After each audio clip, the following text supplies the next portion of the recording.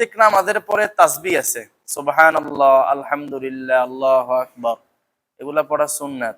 বিশেষ করে আমরা ফজরের নামাজে, আসরের নামাজে ইমাম সাহেব মুসল্লিদের দিকে ফিরে বসে সুযোগ দেয়। হায় রে, পড়তে না হলে 2 মিনিট লাগবে, না হলে 3 মিনিট লাগবে, না হলে 5 মিনিটে লাগবে। 5 মিনিট তো লাগে না। কত ভাই পড়ে না, চলে যায়।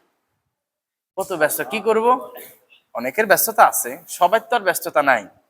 গিয়ে হয়তো এখানে হাঁটবো, দাঁড়ায় থাকবো, গল্প করব। 2 মিনিট পরে মসজিদ থেকে বাইরে হলে আমার কি হবো?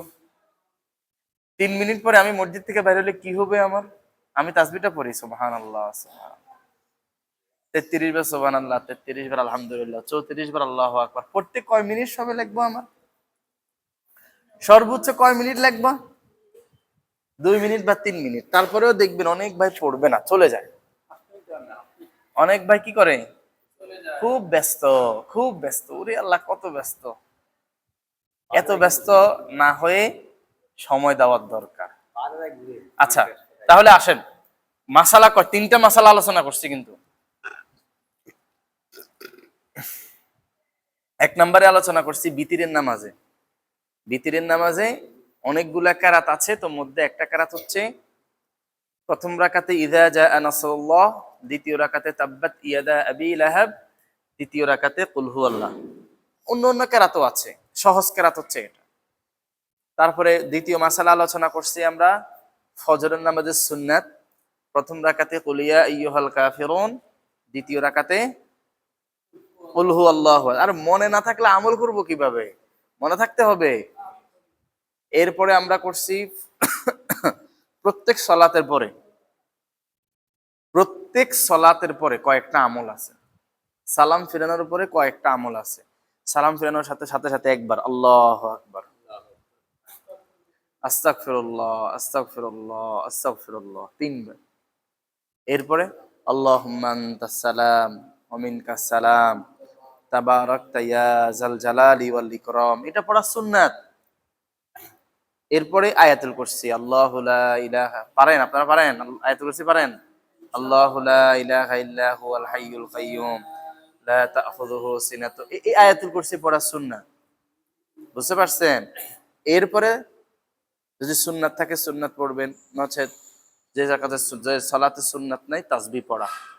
কোন কোন আলেম বলছে আগে তাসবিহ গুলো পড়া, পরে সুন্নাত আদায় করা। আবার কেউ কেউ বলছেন না, আগে সুন্নাত আদায় করে ফেলবে, পরে তাসবিহ গুলো পড়বে। এই যে তাসবিহ, সুবহানাল্লাহ, সুবহানাল্লাহ, সুবহানাল্লাহ 33 বার, আলহামদুলিল্লাহ, আলহামদুলিল্লাহ, আলহামদুলিল্লাহ 33 বার, আল্লাহু আকবার, আল্লাহু আকবার, আল্লাহু আকবার 34 বার।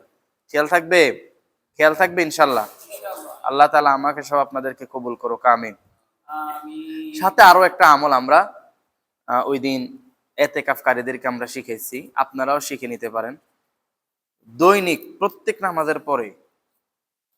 প্রত্যেক নামাজে সম্ভব না হলেও সকাল এবং সন্ধ্যায় 6 তাসবির আমল করা। সকাল এবং সন্ধ্যায় 6 তাসবির আমল, 6 তাসবির। 6 তাসবির আমল মানে সকালে চেষ্টা করব প্রত্যেক নামাজের পরে পড়ার জন্য, প্রত্যেক সালাতের পরে। পারতেছি না প্রত্যেক সালাতের পরেই, তাহলে সকাল এবং সন্ধ্যায় 100 বার সুবহানাল্লাহ, 100 বার আলহামদুলিল্লাহ, 100 বার আল্লাহু আকবার, 100 বার লা ইলাহা ইল্লাল্লাহ, 100 বার আস্তাগফিরুল্লাহ, 100 বার আস্তাগফিরুল্লাহ, আর 100 বার লা হাওলা ওয়ালা কুওয়াতা ইল্লা বিল্লাহ। এই 600 বার শেষ করে এরপরে শেষবার দুরূদ শরীফ 100 বার। ঠিক আছে নি? সাল্লাল্লাহু আলাইহি ওয়াসাল্লাম। চেষ্টা করা প্রত্যেক নামাজের পরে 100 বার 100 বার পড়া। কিন্তু যদি না হয় কমপক্ষে সকাল এবং সন্ধ্যায়, সকাল এবং সন্ধ্যায়, সকাল এবং সন্ধ্যায়। খেয়াল থাকবে ইনশাআল্লাহ। 6 তাসবির আমল। 7 নম্বরে গিয়ে দুরূদ শরীফ কে কি বলতে পারবে দেখি? 1 নম্বরে সুবহানাল্লাহ 100 বার, 2 নম্বরে আলহামদুলিল্লাহ 100 বার, 3 নম্বরে আল্লাহু আকবার 100 বার, 4 নম্বরে লা ইলাহা ইল্লাল্লাহ 100 বার, এরপরে আস্তাগফিরুল্লাহ 100 বার, এরপরে লা হাওলা ওয়ালা কুওয়াতা ইল্লা বিল্লাহিল আলিয়্যিল আযীম। এই 600 বার হইছে। হওয়ার পরে এবারে 7 নম্বরে গিয়ে দুরূদ শরীফ। 7 নম্বরে কি দুরূদ শরীফ। খেয়াল থাকবে তো ইনশাআল্লাহ। খেয়াল রাখা হচ্ছে প্রত্যেক নামাজের পরে, সালাতের পরে পড়া।